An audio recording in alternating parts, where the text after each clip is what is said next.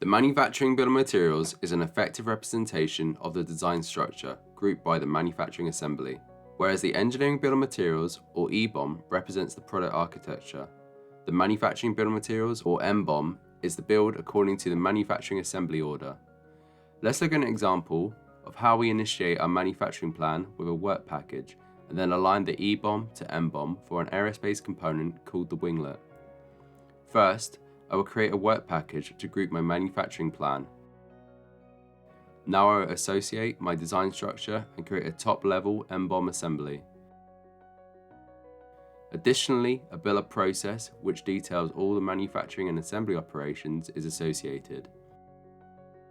Now, to align the EBOM to MBOM, I cluster elements from the EBOM to the manufacturing order within my MBOM with an alignment check, and additionally assign components that I may need, such as glue or rivets that are not typically in an EBOM.